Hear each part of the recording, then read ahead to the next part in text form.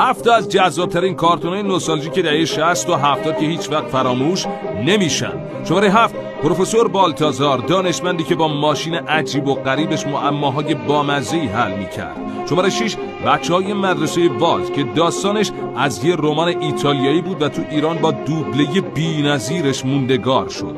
شماره 5 سفرهای میتیکومان که با نشان مأمور مخصوص حاکم بزرگ. احترام بگذارید، حس عدالت‌خواهی رو تو دلمون زنده می‌کرد. شماره 4 کاراگاه گجت، یه پلیس دست و پا چلفتی که همیشه توی دردسر میافتاد. شماره 3 بچه‌های کوه آل، داستان خواهر و برادری که مادر نداشتن همراه با موسیقی شاهکار نسخه ایرانیش که ساخته استاد مجید انتظامی بود.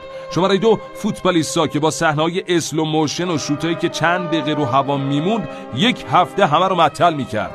ادامه داستان هفته آینده. و شماره 1 بابا لنگ دراز که از روی یه رمان آمریکایی ساخته شد و بعضی از قسمتاش هیچ وقت از تلویزیون ایران پخش نشد.